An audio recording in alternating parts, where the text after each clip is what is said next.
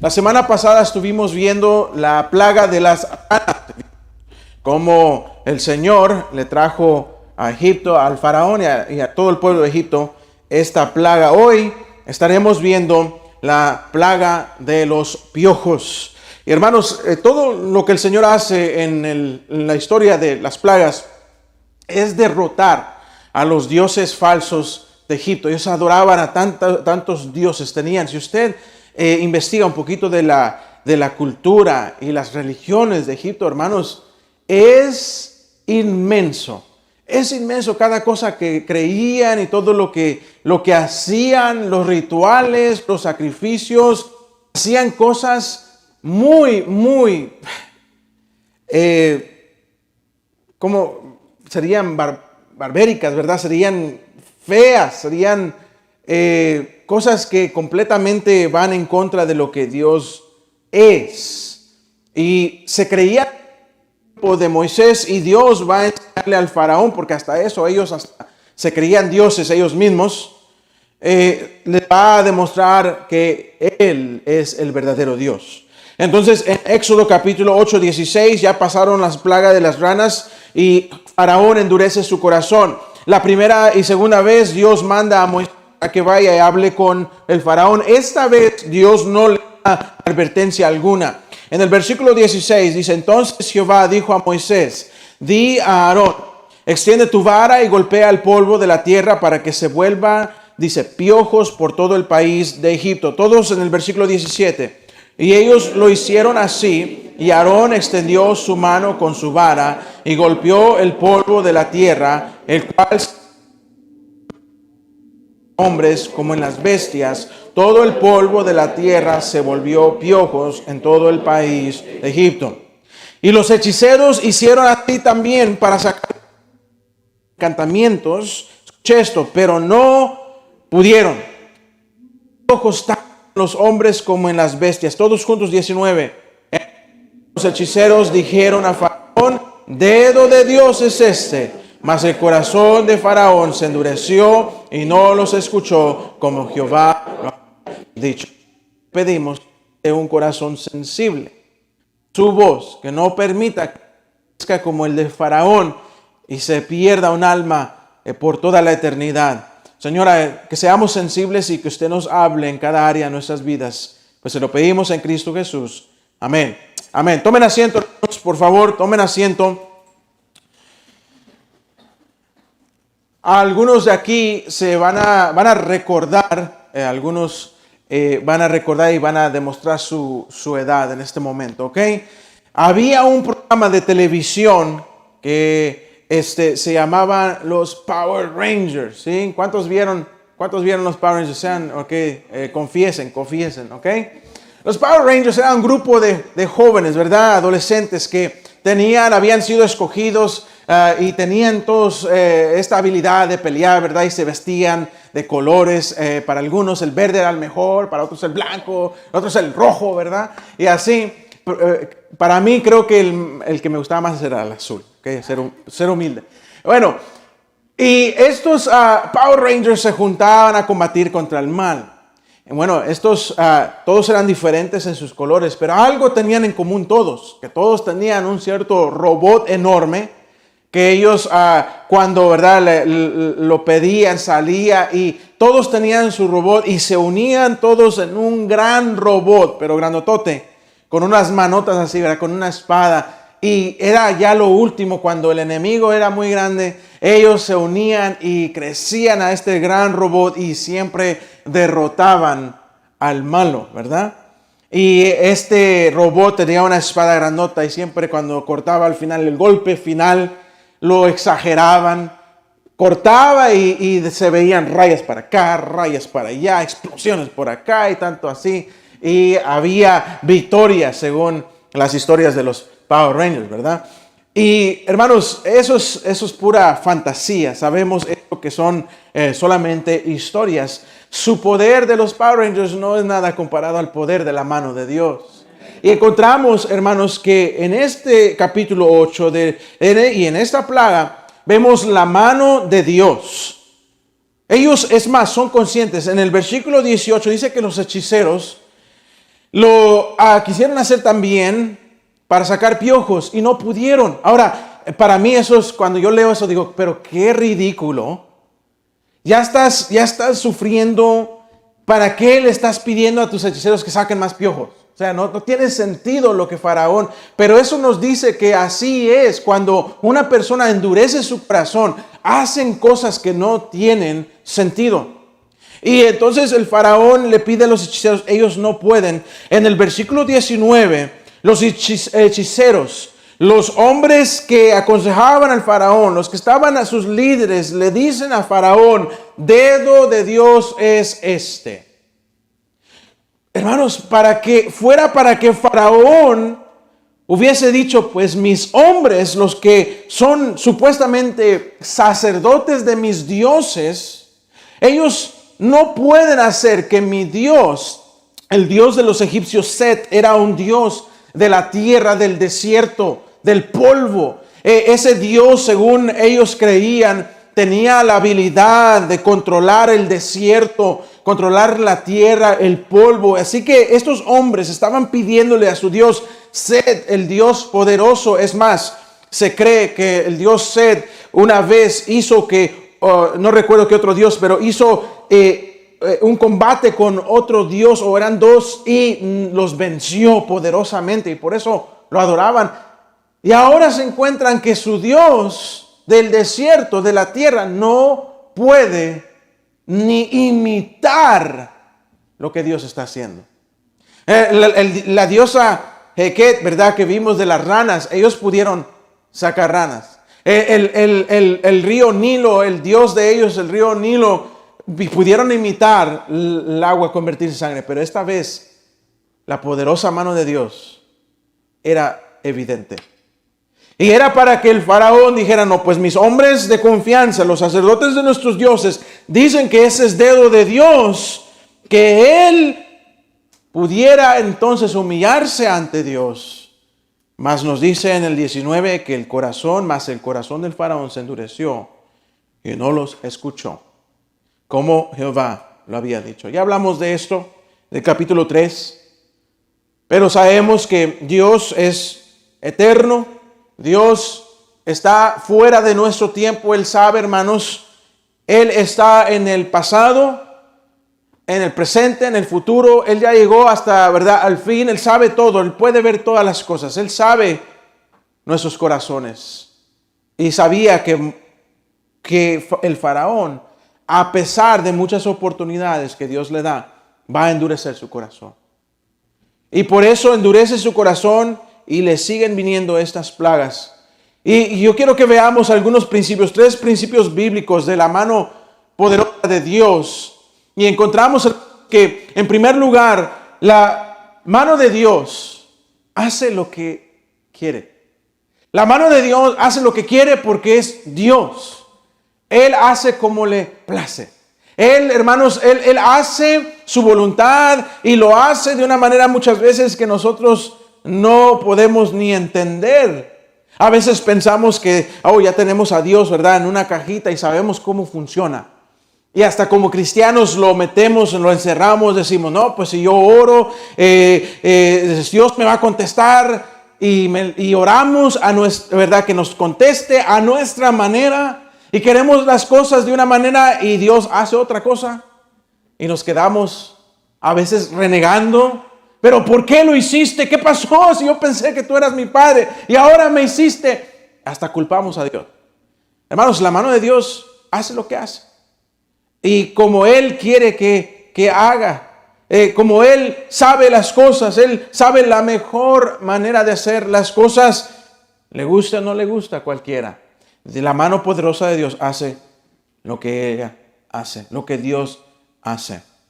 Hermanos, no sé si a ustedes alguna vez les pasó en la escuela con el tema del álgebra, ¿verdad? O sea, siempre es esa materia que dice uno al final, ¿verdad? ¿Y para qué voy a usar esto, verdad? De nada me sirvió estudiar.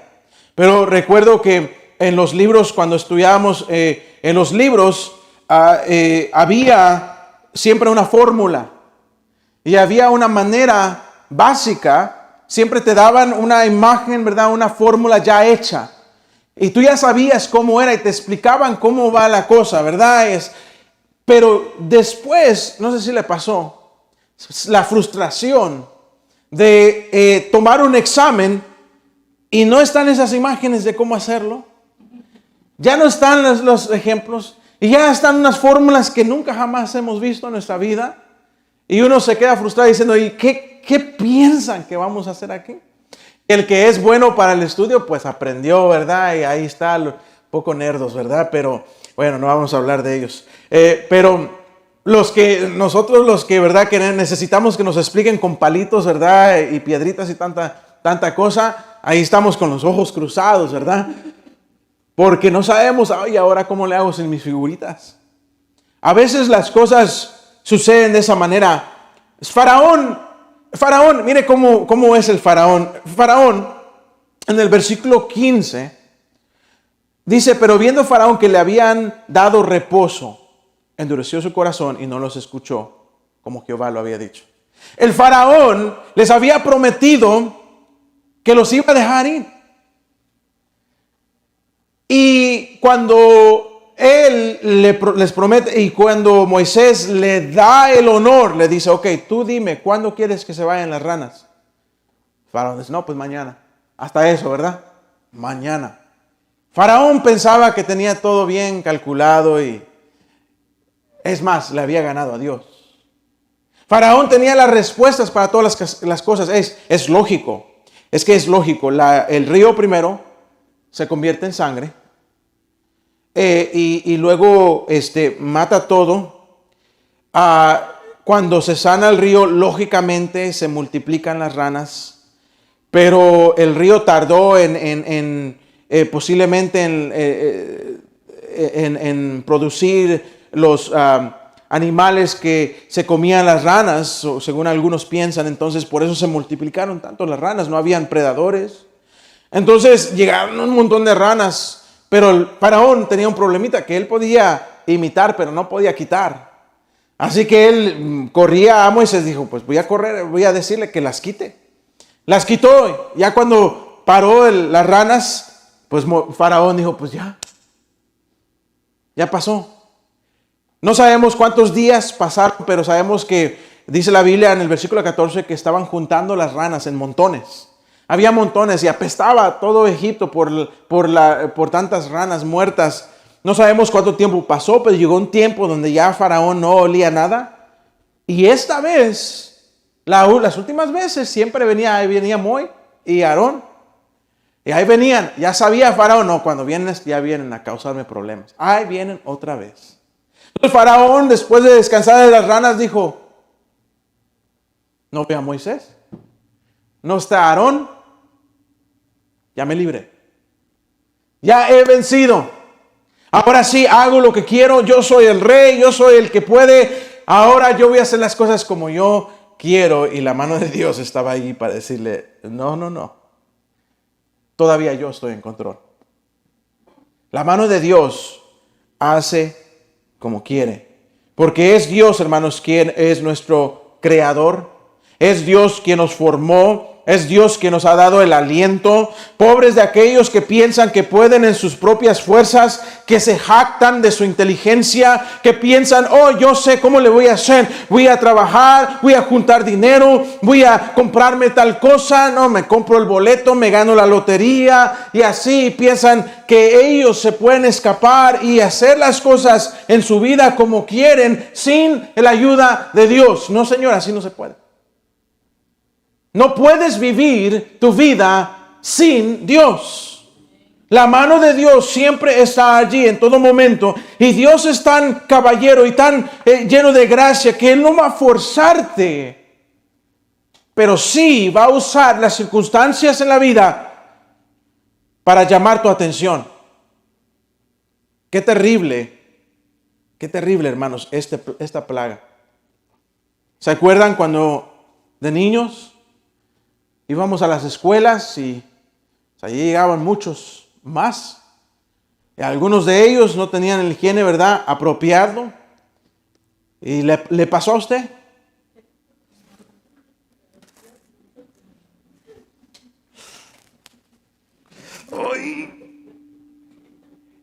Y hasta la maestra, ¡ay! Llámenle al director.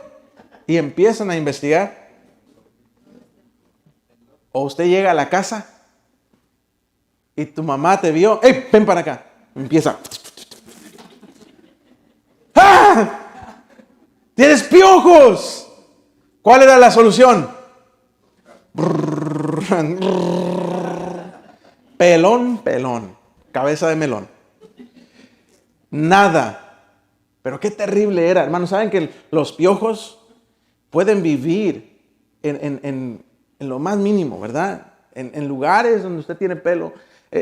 Y viven ahí. Lo que están haciendo, la razón por qué estas cosas es porque están chupándole la sangre. Y ahí está, hermanos, y hasta ya algunos ya se están haciendo así, ya les dio, ¿verdad? Por revisar. Pero qué terrible.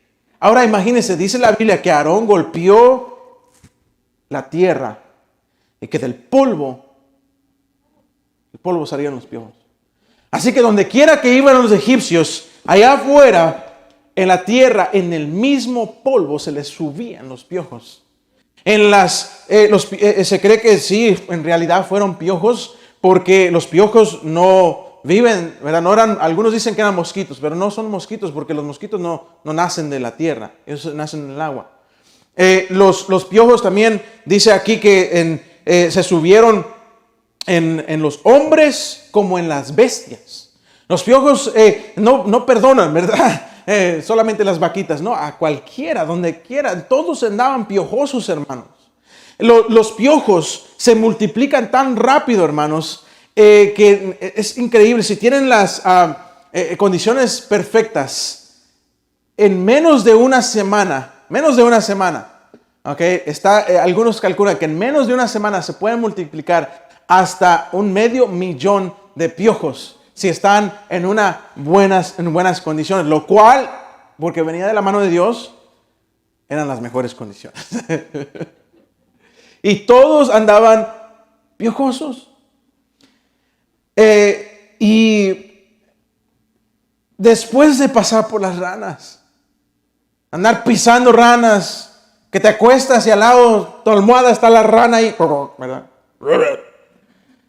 Después del olor de las ranas, Faraón aún estaba ciego, estaba endurecido.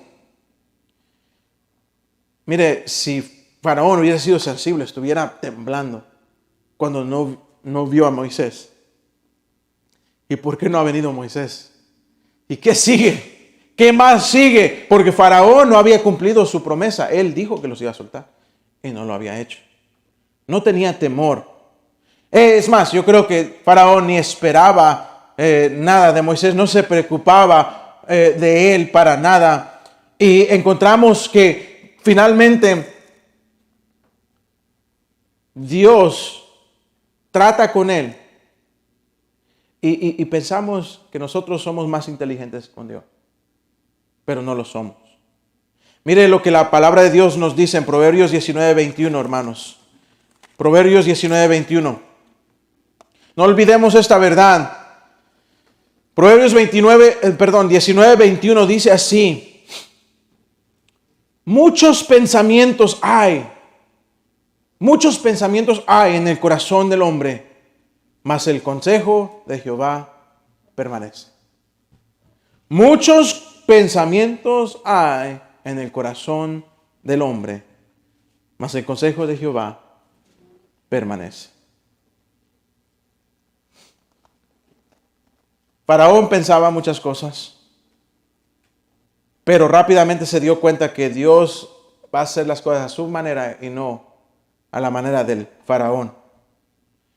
Faraón se frustró. Ahora piense un poquito también en Moisés. Moisés está obedeciendo a Dios y pudo haber dicho Moisés en algún momento: Señor, espera. Señor, pero la última vez tú me mandaste a hablar, esta vez no quieres que yo vaya, ¿verdad? ¿Por qué no voy y le digo como las últimas veces? Eso sería, ¿verdad?, muy inocente de Moisés hacer algo así, de cuestionar lo que Dios estaba haciendo. Pero yo estoy seguro que ni le pasó por la mente. Moisés estaba obedeciendo a Dios porque entendía que Dios estaba haciendo lo que él quería hacer y nada ni nadie lo iba a detener. Dios iba a redimir su pueblo tal cual prometió en Éxodo 3. Imagínense qué inocentes somos nosotros cuando a veces cuestionamos lo que Dios está haciendo en nuestras vidas. Dios va a hacer lo que tiene que hacer, hermanos. Pero Dios, Señor, ¿por qué permitiste que esta persona me hiciera daño? ¿Por qué no haces que paguen? Ahí andan y no pagan lo que es su merecido. ¿Alguna vez usted ha renegado hacia Dios?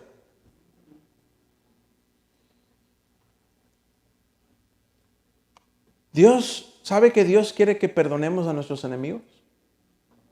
Que oremos por ellos y perdonemos a nuestros enemigos. ¿Qué tal aquella vez que decimos, Señor, no tengo suficiente? Si solamente me dieras más dinero. Ay, Señor, ¿cuánto diezmo pudiera dar más si me dieras más dinero?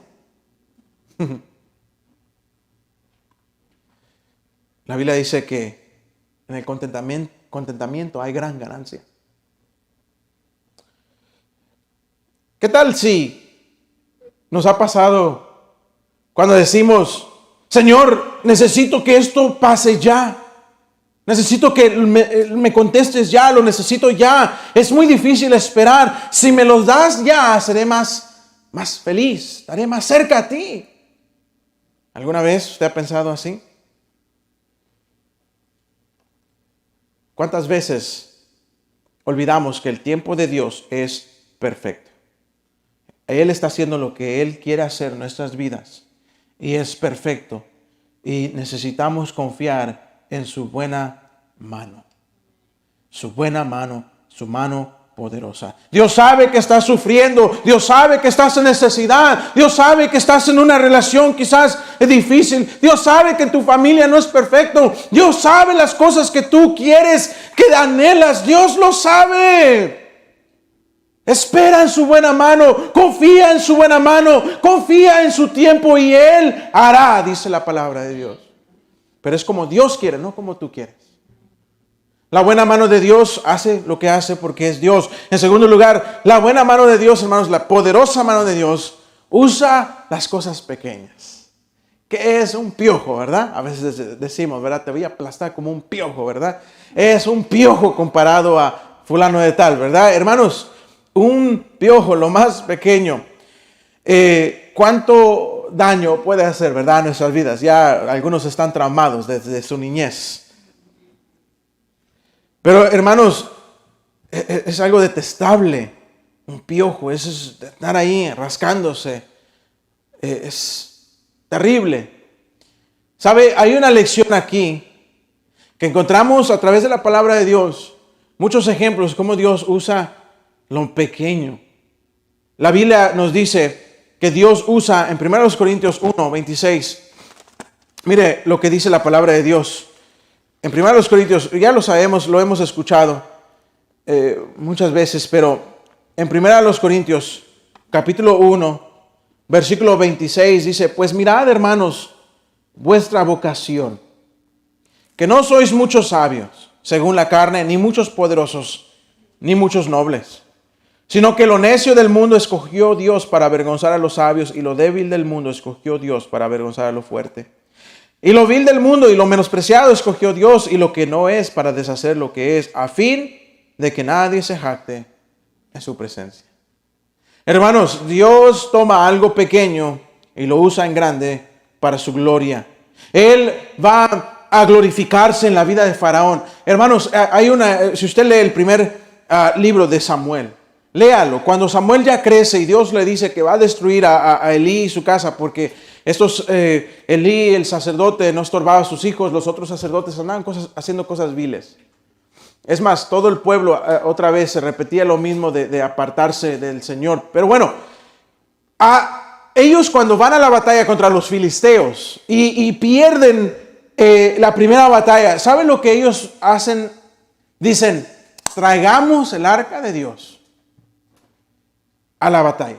Y el arca de Dios nos va a ayudar. Ya habían creado una religión. El arca de Dios significaba, ¿verdad? Como una cruz que uno se pone, ¿verdad? Cruz, cruz, cruz, que se vaya el diablo y que venga Jesús, ¿verdad? Eso me va a proteger. Y hasta le hacemos así, ¿verdad? Hermanos, el arca de Dios tenía ahí la vara de Aarón, la misma que golpeó y salieron los piojos. Tenía ahí el pan, ¿verdad? El maná del cielo que Dios les había dado y la ley de Dios. Demostraba ahí todo lo que Dios, el poder de Dios para librarlos de Egipto. Cuando llegan a la batalla con el arca de Dios, dice la Biblia que hubo un gran estruendo de la gente que allí se gozó, se alegró, que hasta los filisteos dijeron, ¿y qué tanto ruido, verdad? Eran como nosotros los hispanos, ¿verdad? Puro ruido, ¿verdad? La pachanga estaban fuerte ahí. Y se escuchó la danza, se escuchó el canto, todos alegres, porque había llegado el arca de Jehová. Cuando ellos, los filisteos, lo descubren, dice que empiezan a temblar en sus botas, hermanos. Eso está en el original, ¿ok? Están temerosos, se asombran, empiezan a gritar, dicen, no, ya estamos fritos. También está en el original. Ya el Dios, dice, y mencionan el Dios, dice, que destruyó a los egipcios. Dios iba a hacer algo pequeño, los piojos, hermanos, para glorificarse en algo grande, algo que iba a durar por generaciones. Es que así es Dios. Dios toma algo pequeño y lo hace grande. Hermanos, cuando Dios mira a la humanidad, no es como nosotros que vemos al fuerte, al más alto, ¿verdad? Al que es más capaz, al que puede más, al que es más valiente, ¿verdad? No, Dios no usa a nuestros ojos para mirar a quién quiere usar o quién no. Es más, Dios usa lo más pequeño.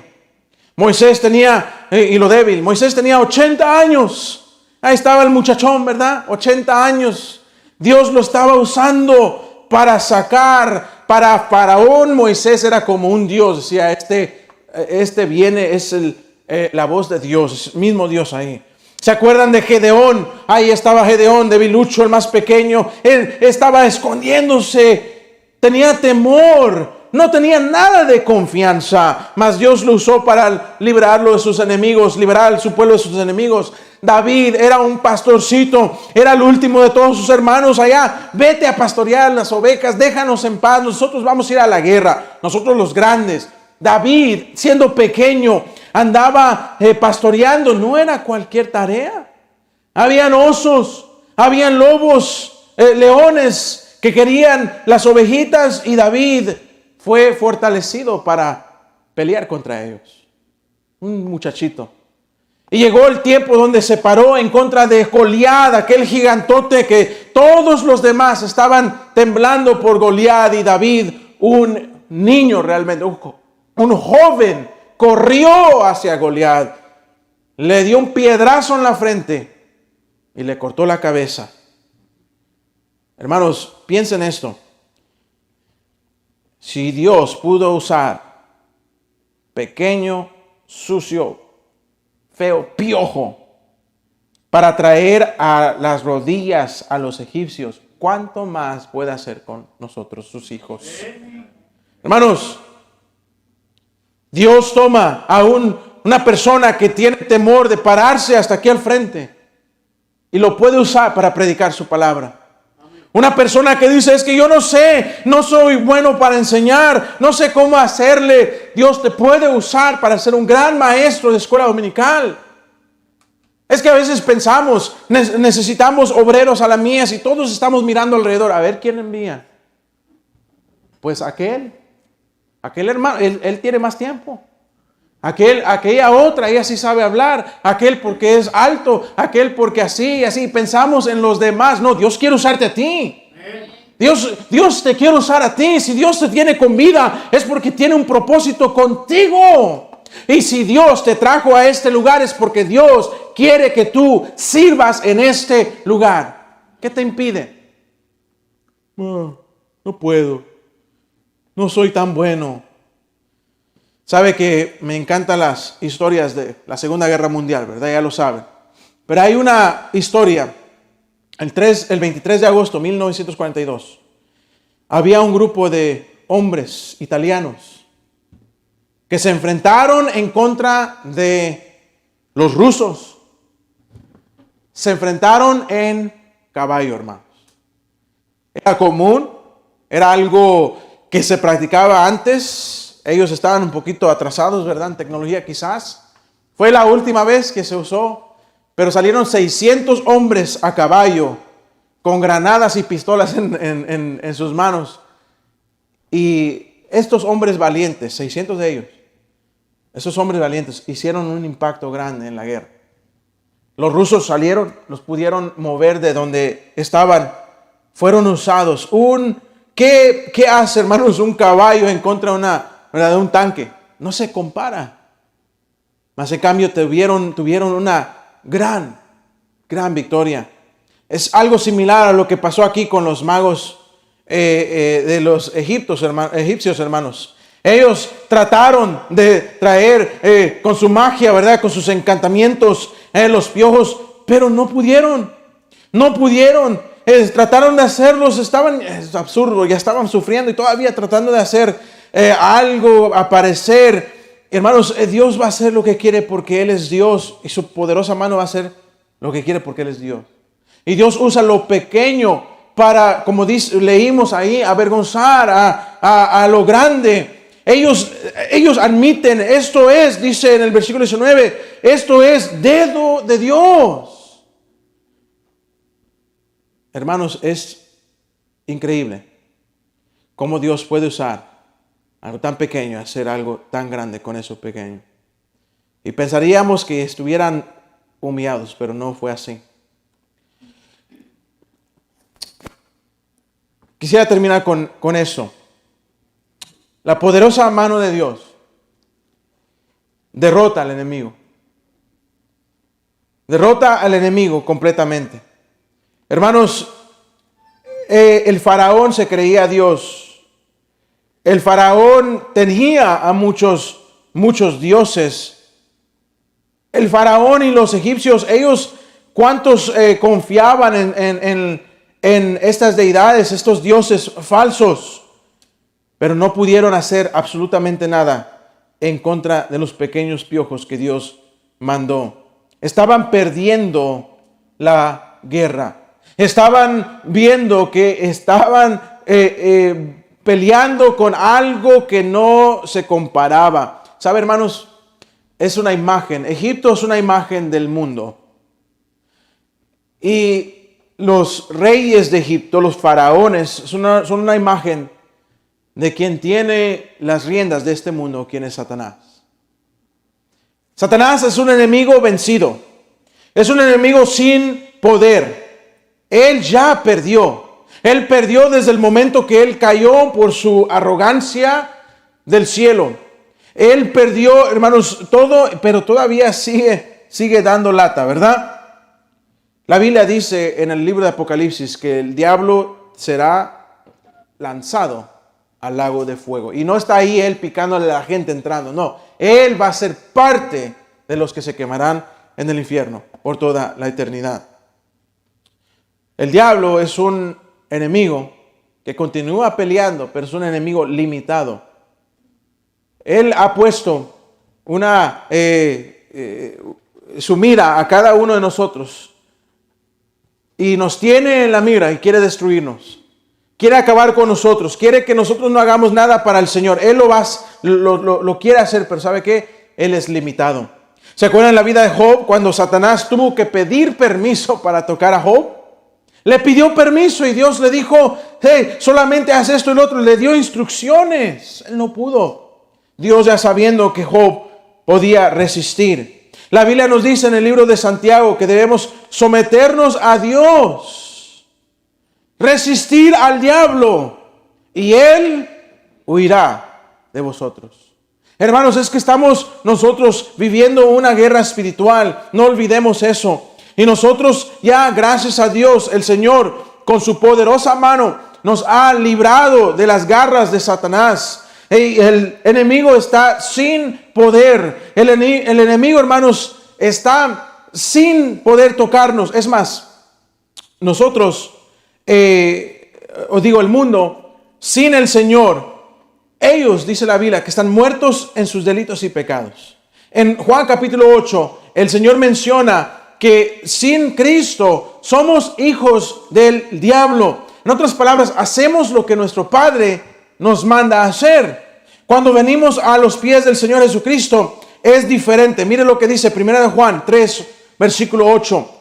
1 de Juan 3, versículo 8. Dice la palabra así: el que practica el pecado es el diablo, porque el diablo peca desde el principio. Para esto apareció el Hijo de Dios. ¿Para qué? Deshacer las obras del diablo. El Señor Jesucristo vino para deshacer las obras del diablo. Pero pregunto yo, hermanos, ¿por qué muchos de nosotros seguimos como si fuéramos esclavos? Seguimos atados al pecado. Seguimos viviendo, hermanos, sin propósito esa vida. Vivimos limitados. No podemos hacer mucho por el Señor. Siempre quejándonos de lo que no podemos hacer. Siempre dando excusas de por qué no podemos servir a nuestro Dios. Es que estamos atrapados. Es que para servir al Señor es un compromiso, decimos. Para servir a Dios hay que estar bien comprometidos, decimos. Siempre limitados. Siempre con excusas. Pareciera que sigues en las manos de Satanás. Hermanos, no caigamos en la mentira. Mire lo que dice 1 de Juan 18, capítulo 5, versículo 18 y versículo 19. 1 de Juan 5, 18 y 19. Sabemos que todo aquel que ha nacido de Dios no practica el pecado, pues aquel, en A mayúscula, que fue engendrado por Dios le guarda, el Señor Jesucristo, y el maligno no le toca. Sabemos que somos de Dios y el mundo entero está bajo el maligno. Hermanos, aquí hay dos tipos de personas. La persona que por medio de aquel, está hablando del Señor, que fue engendrado por Dios, le guarda. Y la persona que en el versículo 19, que está en el mundo y bajo el maligno. Hermanos, cuando nosotros venimos al Señor, ya no estamos, Él derrotó las obras del maligno. Somos libres. Pero ¿saben lo que nos sucede? Dicen que los entrenadores de los elefantes, que para domarlos ahí un poco, los amarran desde chiquitos a una piedra grandota. Y los elefantitos pues no pueden contra esa piedra. Encadenados ahí, ¿verdad? Y llega al punto donde día tras día se acostumbran a estar atados. Ya cuando llegan a un cierto tamaño, ya pueden fácilmente romper las cadenas o mover eso. Y los tienen atados hasta con una cuerda. Y ahí está bien dominado el elefante. Lo traen para acá, lo traen para allá. Un animal que tiene un poder para destruir realmente. En la India, usted ha visto videos cuando se descontrolan los elefantes. Hermanos, agarran un carro y lo tiran. Son muy poderosos, pero cuando los acostumbran a estar atados, ahí está un gran animalón. Tanto poder, pero más bien dócil. Para nosotros, pues, beneficio, ¿verdad? Allá ando tocándolo, se sube encima quizás y toda la cosa. Pero hermanos, antes los elefantes los usaban para la guerra, ¿sabía eso? Antes los usaban para la guerra y ahí se montaban y los usaban simplemente para aplastar, para romper. Hermanos, el Señor cuando nos salva y cuando nos da la libertad, cuando destruye las obras del maligno, no hay por qué seguir en el pecado. No hay por qué seguir engañados. ¿Cuál es tu propósito en esta vida? Glorificar a Dios, ¿no es así? Pregunto yo, ¿estás glorificando a Dios en tu hogar? ¿O sigues atado a lo que siempre has vivido? Estoy hablando, hermanos, de glorificar a Dios en lo más mínimo de nuestra vida. Nos levantamos por la mañana. ¿En qué pensamos cuando nos levantamos por la mañana? Tu pensamiento es, Señor, gracias por darme la vida. O tu pensamiento es, uy, creo que me cayó un mensaje del Instagram. Tu pensamiento es, voy a leer la palabra de Dios y me voy a acercar a Dios en este día. O es, ya me voy, es tiempo de ir al trabajo. El dinero. Es en tu vida glorificar a Dios a través de tu matrimonio. O todavía vives miserable. Hey, a mí me puedes engañar. A los hermanos podemos engañar. A todos, ser humano, podemos engañar, hermanos, pero a Dios no podemos engañar. Y sería absurdo que teniendo el poder y teniendo los recursos, la mente de Dios y nosotros la mente de Cristo, que siguiéramos haciendo las mismas cosas que el mundo hace. Y todavía no nos hace nada. Es normal. Hoy en día es normal vivir de lunes hasta sábado como esclavo. Controlados por Egipto, viendo lo que los egipcios ven, adorando a los dioses de Egipto. Vivimos como ellos, andamos como ellos, hablamos como ellos. Hay cristianos que vienen el domingo, glorifican a Dios con su boca, con canto, y luego el resto de la semana se la pasan maldiciendo a medio mundo. Nos sucede que venimos a la iglesia, hermano, Dios te bendiga. Qué gusto verte. Y en la casa nos estamos matando como perros y gatos. Aquí todo bien, pero en casa viviendo como esclavos del mundo. ¿Me explico, hermano? Es tiempo de dejar de vivir una doble vida. Es tiempo de dejar de actuar aquí, hacer como que si somos lo que realmente deberíamos de ser. Nada más es una imagen, y allá en lo secreto, allá donde nadie me ve, allá vivo como quiero, actúo como quiero, con quien quiera, y nadie me puede decir nada. Te olvidas de que la poderosa mano de Dios todavía está actuando en tu vida. Y yo te aconsejo, mi hermano, que te humilles el día de hoy. No hagas como el faraón, porque como vamos a ver en el versículo 20, le viene aún más a Faraón. Y va a llegar un momento donde el faraón finalmente será quebrantado, pero no es como quisiéramos. La mano de Dios es poderosa y Él hace como quiere.